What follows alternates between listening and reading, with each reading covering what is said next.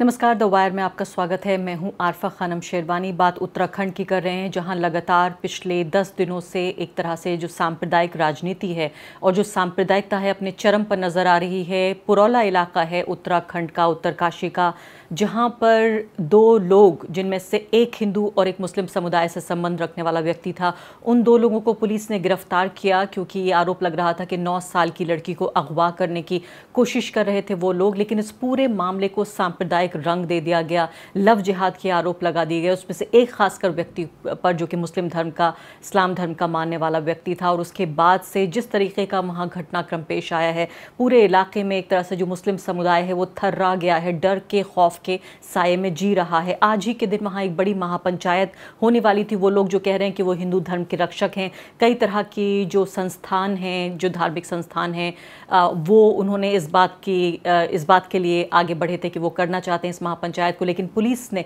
मुस्तैदी दिखाते हुए वहाँ पर जो दफ़ा 144 है वो लगा दी। फिलहाल आज के दिन लगता है कि महापंचायत तो नहीं होगी, लेकिन जो खबरें हमारे पास आ रही हैं उसके मुताबिक 14 से 19 जून तक जो धारा 144 है वो लगाई है। शहर पूरी तरीके से छावनी में तब्दील हो चुका है। हमारे संवाददाता अतुल हवाले और साथ ही संगीता बरुआ, वो दोनों वहाँ पर मौजूद हैं, हालात का जायज़ा ले रहे हैं। अतुल ने मुझे बताया कि वहाँ पर एक भी व्यक्ति कोई उस तरह का नहीं मिला जो इस्लाम धर्म का मानने वाला था। सब डर के खौफ के साये में जी रहे हैं और वहाँ से इलाका छोड़ चुके हैं। और प्रदर्शनकारी जो लोग हैं वो अभी भी पुरौला जाने की जिद कर रहे हैं। पुलिस के साथ धक्का मुक्की की खबरें भी आई हैं।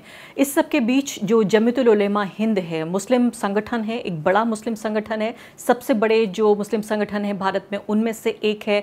उनके अध्यक्ष मौलाना महमूद मदनी हमारे साथ मौजूद हैं, जिन्होंने एक पत्र लिखा है उत्तराखंड के मुख्यमंत्री धामी को भी और साथ ही गृह मंत्री अमित शाह को भी, और अपील की है कि जो मुस्लिम समुदाय से ताल्लुक़ रखने वाले लोग हैं उनका जो जान माल है उसकी सुरक्षा की जाए। और इसके अलावा भी उनका ख़त ये कहता है कि काफ़ी वो चिंता जाहिर कर रहे हैं मुस्लिम समुदाय में, सिर्फ उत्तराखंड के नहीं बल्कि पूरे देश के जो समुदाय है, जो 20 करोड़ मुसलमान हैं, उसमें एक तरह से डर का, खौफ का और चिंता का माहौल है। मौलाना मदनी साहब, बहुत बहुत शुक्रिया द वायर के लिए वक्त निकालने के लिए। आपका ये ख़त जो आपने लिखा, क्या मकसद इसके पीछे रहा? आपको क्या लगता है कि इस ख़त पर कोई गौर करेगा, गृह मंत्री या उत्तराखंड के मुख्यमंत्री? दो बातें हैं इसमें। एक तो आपने अभी जो इंट्रोडक्टरी स्टेटमेंट दे रही थी तो उसमें लव जिहाद का शब्द, वर्ड आपने यूज़ किया। ये मैं थोड़ा सा जिहाद के बारे में आपसे अर्ज़ कर दूं कि ये एक मुक़द्दस इस्लामिक टर्मिनोलॉजी है जो ख़ास हालात में, ख़ास मौके पर सिर्फ ख़ास लोगों को ही इस काम के करने की इजाज़त है। इन लोगों ने पिछले कुछ सालों में इस वर्ड को यानी मुसलमानों को जलील करने के लिए, इस्लाम को बदनाम करने के लिए इस वर्ड को हर चीज़ के साथ जोड़ा है।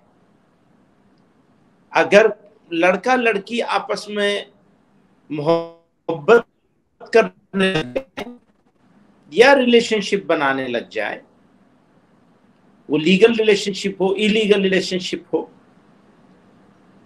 तो दो तरह के पैमाने हैं इनके यहाँ। अगर लड़की नन मुस्लिम है और मुस्लिम लड़के के साथ चली गई है तो वो तो हो गया लव जिहाद, और इसका अगर इसका उल्टा है तो वो हो गई घर वापसी। और इसमें भी बहुत सारी डिटेल है जिसमें मैं जाकर आपका टाइम वेस्ट नहीं करूं, लेकिन मोटे तौर पर मुझे ये इस वर्ड के इस्तेमाल, जिहाद के इस्तेमाल को दरअसल इस्लाम के खिलाफ नफरत पैदा करने के लिए और नफरत जाहिर करने के लिए किया जा रहा है। और ये लफ्ज सिर्फ कुछ जुनूनी ऑर्गेनाइजेशंस नहीं कर रही हैं, बल्कि हमारा मीडिया कर रहा है, मेन स्ट्रीम मीडिया कर रहा है। फिर उससे आगे बढ़ें तो लॉ इन्फोर्सिंग एजेंसीज के सीनियर ऑफिसर्स कर रहे हैं, लिखने में भी कर रहे हैं, बोलने में भी कर रहे हैं। जी हाँ। फिर और थोड़ा आगे बढ़ेंगे तो जो जुडिशियल प्रोसेस होता है उसमें भी इसका इस्तेमाल होने लगा है। और लास्ट में कहूं कि political leaders, even cabinet ministers और चीफ मिनिस्टर्स उसका इस्तेमाल लगातार कर रहे हैं। मुझे सख्त ऑब्जेक्शन है इस लफ्ज के इस्तेमाल पर। यह दरअसल नफरत को जाहिर करता है, दिल में बैठी हुई नफरत और आम लोगों को नफरत में मुब्तला करने वाली प्लानिंग का पार्ट है ये। इस वर्ड का डिफरेंट चीजों के साथ इस्तेमाल करना, जिहाद माफिया, जिहाद लव जिहाद और फलां, लैंड जिहाद, बिजनेस जिहाद और फलां फलां। मौलाना मदनी, मैं इस पर चाहती हूँ कि आपसे ज़रूर ये समझ भी पैदा हो लोगों में। एक मैं चाहती हूँ विस्तार से हम चर्चा करें।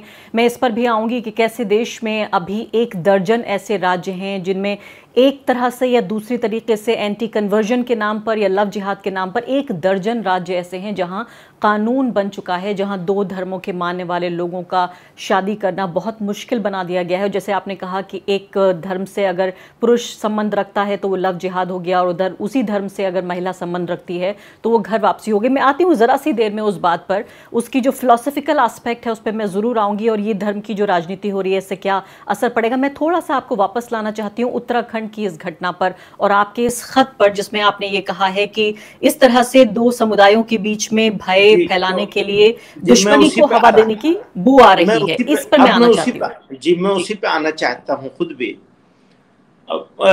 एक इंसिडेंट हुआ है, उस इंसिडेंट में एक लड़का मुसलमान है, एक लड़का हिंदू है। अब वो वर्जन अलग अलग हैं। पुलिस ने अरेस्ट कर लिया और कानून अपने हिसाब से काम करेगा, लेकिन जो रिएक्शन है वो पूरे समुदाय के खिलाफ है। और वो इस तरह का रिएक्शन है जिसको मेरे से ज्यादा आप जानते हैं।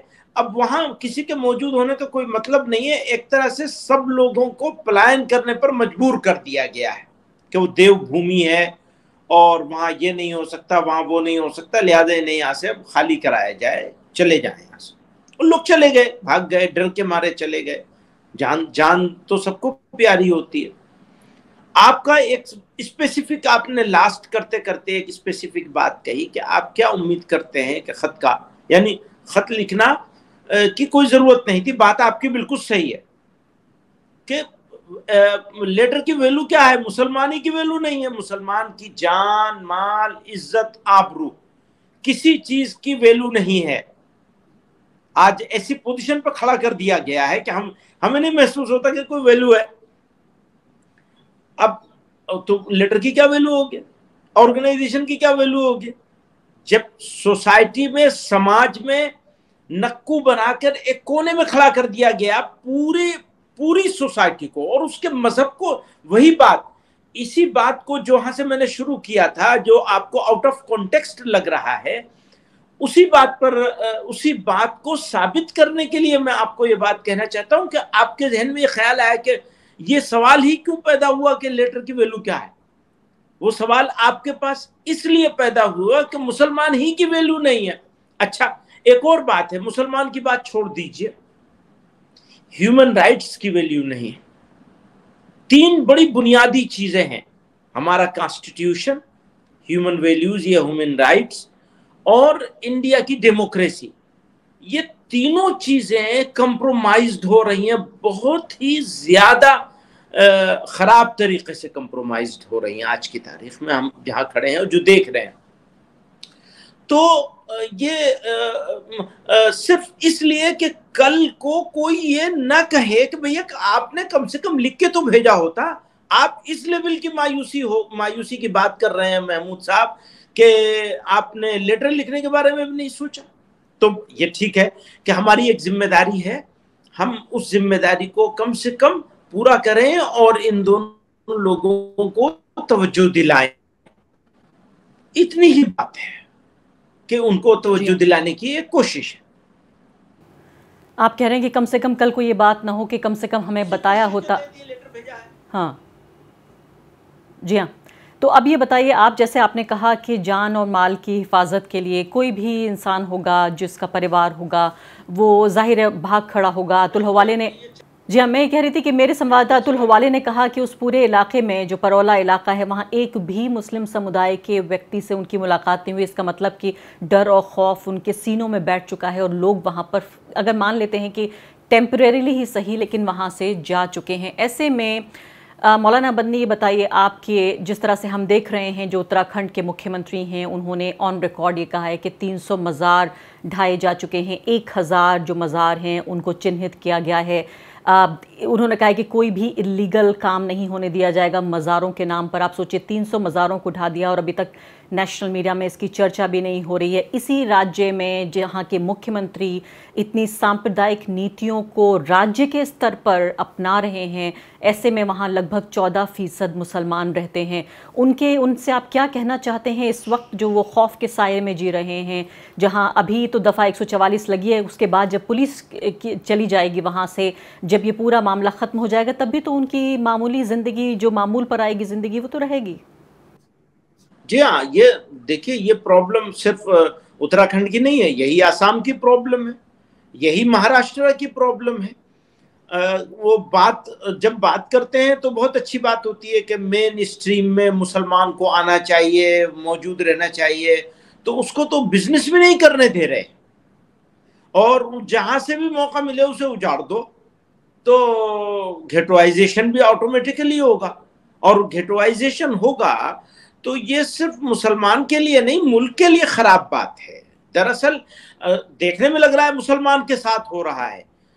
मैं आरिफा जी आपके जरिए से ये बात जिम्मेदार लोगों तक बार बार पहुंचाना चाहता हूं, समझदार लोगों तक मुल्क के, कि ये दरअसल मुसलमान के खिलाफ नहीं हो रहा है, मुल्क के खिलाफ हो रहा है, मुल्क की उस फैब्रिक के खिलाफ हो रहा है। अगर ये हिंदुओं की, हिंदुत्व की और सनातन धर्म की बात करते हैं, तो मैं तो ये कहता हूं पूरे कॉन्फिडेंस के साथ कि दरअसल ये उसके भी खिलाफ हो रहा है। उसकी जो रूह है उसको खत्म किया जा रहा है, उसकी आत्मा को अगर हिंदी में कहें तो उसकी आत्मा को चोट पहुंचाई जा रही है, चाहे वो हिंदुत्व हो, चाहे इस मुल्क का कल्चर हो, चाहे इस देश की वो साझा विरासत हो, जिसको तो ये मानते ही नहीं साझा विरासत को, तो इसलिए उसका तो तस्करा ही फजूल है। लेकिन हिंदुत्व का तस्करा करूंगा।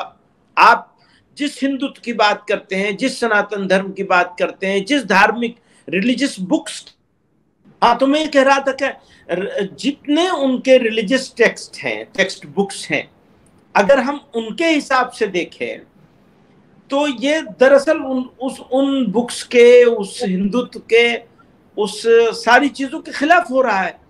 अब वो खिलाफ हो रहा है और एडमिनिस्ट्रेशन खामोश तमाशाई बनी हुई है। सिर्फ वहां की नहीं, बहुत सारी जगहों पर छोटे बड़े बहुत सारे इंसिडेंट्स लगातार हो रहे हैं, और गवर्नमेंट या तो इन एक्शन में है, या जो लोग मजलूम हैं, जो मुसीबत ज़दा हैं, उन्हीं के खिलाफ काम हो रहा है।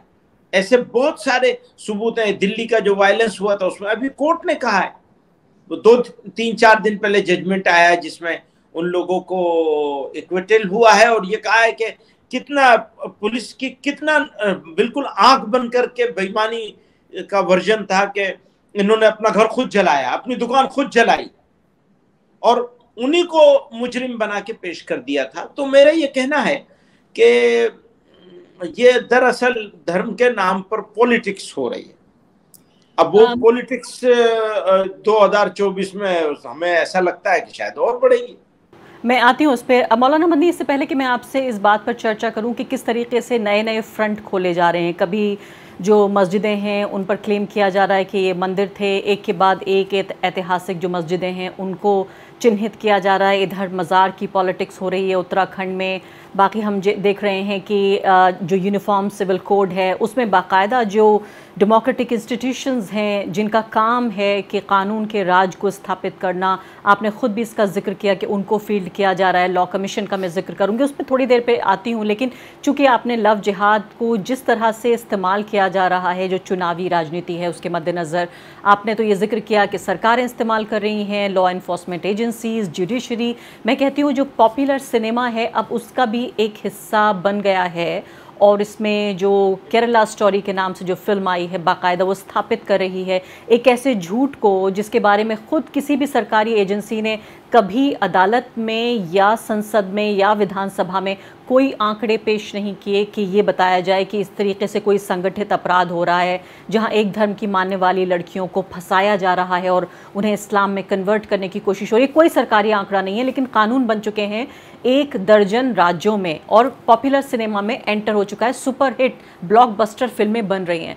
ऐसे में क्या तरीका है उन लोगों के पास जो सेक्युलर राजनीति में यकीन रखते हैं, भारत की जो संविधान है उसमें यकीन रखते हैं, और वो लोग 20 करोड़ मुसलमान जो सीधे मैं कहूँगी निशाने पर हैं और इसके पूरे तरीके से टारगेट हैं? कैसे आप देख रहे हैं, आप क्या करेंगे? देखिए, ये काफी मुश्किल सवाल है, इसका डायरेक्ट कोई जवाब नहीं दिया जा सकता।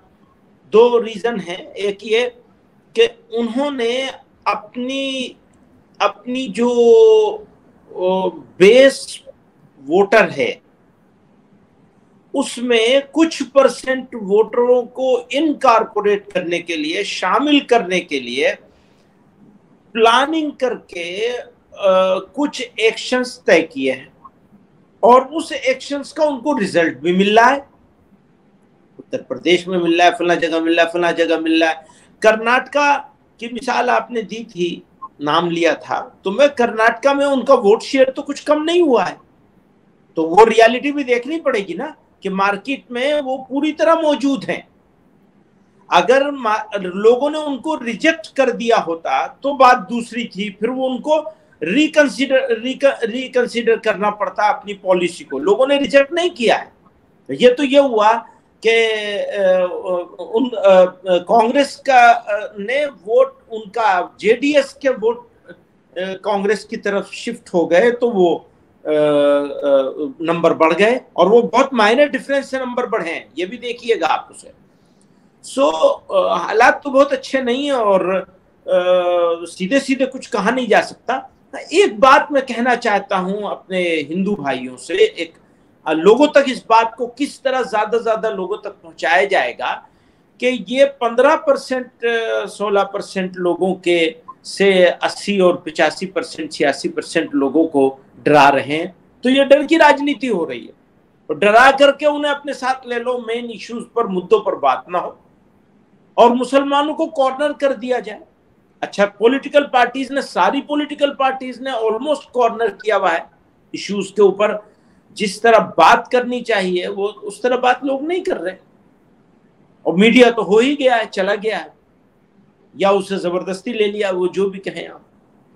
मौलाना मदनी, मेरा अगला सवाल यूनिफॉर्म सिविल कोड को लेकर है कि ये जो पूरा मसला एक नया जिन बाज़ार में लाने की कोशिश हो रही है 2024 के चुनाव के मद्देनज़र, ये बात तो साफ़ हो चुकी है कि 2024 के चुनाव में लव जिहाद के झूठ को ज़्यादा से ज़्यादा बड़ा बना के पेश किया जाएगा। लेकिन एक और भी नया मसाला बाज़ार में है, वो है यूनिफॉर्म सिविल कोड। इस पर लगता था कि बहुत पहले बहस सेटल हो चुकी है, लेकिन इसको वापस लाया जा रहा है। ऐसे में जमीयतुल उलमा हिंद के अध्यक्ष के तौर पर, मुस्लिम विद्वान होने के, धर्मगुरु होने के तौर पर, आप क्या समझते हैं भारत के मुसलमानों की इस पर क्या राय होगी? और अगर ऐसा इसका कोई संभावना बनती है कि ये हकीकत बनता है यूनिफॉर्म सिविल कोड, तो मुसलमानों पर क्या असर पड़ेगा? उनके पर्सनल जो लॉज हैं उन पर क्या असर पड़ेगा? देखिए, ये तो अब जब इसका कोई एक, जब तक इसका कोई एक ड्राफ्ट ना आए तब तक इसके बारे में, मेरे जैसा आदमी, मैं कोई वैसे भी धर्मगुरु नहीं हूँ, एक छोटा सा वर्कर हूँ, तो मुझे नहीं लगता कि मैं उसके ऊपर कोई बहुत ज़्यादा टिप्पणी कर सकूँगा। लेकिन मोटे तौर पर मेरा ये मानना है कि पिछली जो लॉ कमीशन था उसने जो रिपोर्ट अपनी दी थी वो काफ़ी रियलिस्टिक थी। अब ये दोबारा से दूसरा लॉ कमीशन बना है और उसको ख़ास तौर से वो ड्यूटी दे दी गई है, 1 महीने का टाइम दे दिया गया है। तो इसका ताल्लुक भी पॉलिटिक्स से है, समाज से, और बराबरी के, इंसाफ के करने की कोशिश से नहीं है। अगर उस कोशिश के साथ हो, उस स्पिरिट के साथ हो कि चीज़ों को ठीक किया जाना चाहिए, समानता लाई जानी चाहिए, सोसाइटी में फैली हुई बुराइयों को दूर करने के लिए कोशिश किया जाना चाहिए कि एक समान नागरिक वो हो, तो उसको दूसरी तरह देखा जा सकता है। पर ये दूसरे अंदाज से, दूसरी नीयत से, दूसरे तरीके से लाया जा रहा है।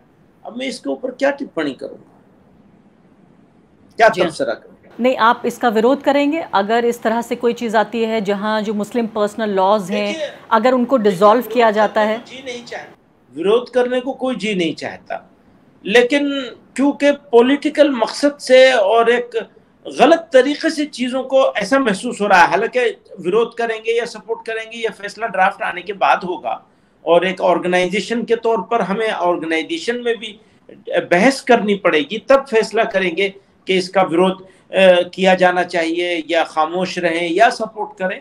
तो पर्सनल लॉ बोर्ड है, वो लोगों का फैसला होगा इसके ऊपर, उन्हीं का ये असल डोमेन है। पर जमीयत भी अपनी एक राय जरूर रखती चली आई है, तो वो रखेगी जब टाइम आएगा उसका। और इसमें खासकर इस बात को लेकर ज़रूर बहस है कि आखिर जिसको हम यूनिफॉर्म कह रहे हैं उसका बेसिस क्या होगा, कौन सा ऐसा कानून, कौन सी ऐसी रीति है जिसको ये माना जाएगा कि ये फाउंडेशन होगा जिसको तमाम लोगों को फॉलो करना पड़ेगा। जैसे आपने कहा कि कोई उसका ड्राफ्ट मौजूद नहीं है, इसलिए ये पता नहीं चलता कि किस चीज़ को यूनिफॉर्म कहा जा रहा है, किस चीज़ को बुनियाद बनाकर उस यूनिफॉर्मिटी को लागू करने की कोशिश की जा रही है। ये बहस ज़रूर छेड़ दी गई है, जाहिर है जो मुद्दे हैं आम लोगों के उनसे हट के। मैं आना चाहती हूँ अब आखिरी 2 सवालों पर। एक मैं आपसे पूछना चाहती हूँ, 2024 के चुनाव से पहले राहुल गांधी जिस तरह की राजनीति कर रहे हैं, आप भी राजनीतिक पार्टियों से जुड़े रहे हैं, आप राज्यसभा के सांसद रहे हैं, मैं इस वक्त आपसे उस संबंध से नहीं बल्कि एक ऐसे व्यक्ति के तौर पर जैसे मैं मानती हूँ कि कम से कम एक बड़े तबके जो मुस्लिम समुदाय है उसका आप रिप्रेजेंटेशन करते हैं या उसका जो मन मस्तिष्क है उसको समझते हैं कि वो क्या सोच रहा है। ऐसे में राहुल गांधी की भारत जोड़ो यात्रा, सेक्युलरिज्म, धर्मनिरपेक्षता को लेकर बार बार जो उन्होंने वो बयान दे रहे हैं, उनकी पार्टी का जो पक्ष है, ऐसे में भाजपा आरएसएस की जो सांप्रदायिक राजनीति है उसके काट के तौर पर आप देख रहे हैं। क्या आपको लगता है कितनी प्रभावी, कितनी इफ़ेक्टिव है ये राजनीति राहुल गांधी की जब वो ये कहते हैं कि मैं नफ़रत के बाज़ार में मोहब्बत की दुकान लगा रहा हूँ?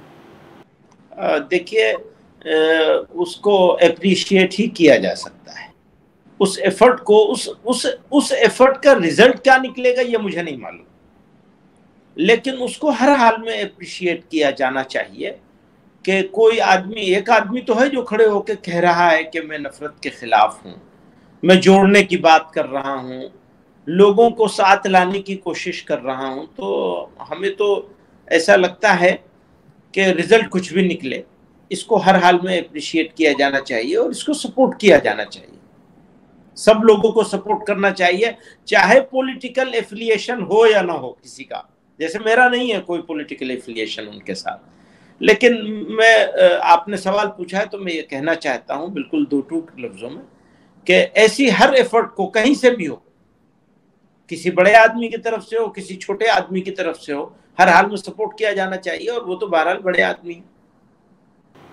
लेकिन क्या आपको लगता है कि जो मुस्लिम वोट को लेकर जो पूरा, मैं कहूँगी एक प्रतिस्पर्धा, जो कंपटीशन है, क्या राहुल गांधी ने जो मुस्लिम जनमानस है अपनी इस यात्रा से और सेक्युलरिज्म पे बार बार जो बात कर रहे हैं, क्या उन्होंने एक पैंट बनाई है कि अगर उत्तर प्रदेश जैसे राज्य से को देखा जाए जहाँ से आपका भी संबंध है, कि क्या वहाँ पर बसपा या सपा ना होकर कांग्रेस पार्टी को ज़्यादा वज़न मिलेगा, या दूसरे देश के बाकी हिस्सों में जहां कंपेटिटिव जो सेक्युलर पॉलिटिक्स होती है वहां पर कांग्रेस पार्टी को बेहतर उसकी संभावना होगी, चूंकि वो सेक्युलरिज्म के लिए एक ऐसी आवाज़ हैं जो बाकी पार्टियां, बाकी नेता वो उतने कमिटमेंट के साथ नहीं बोल रहे हैं?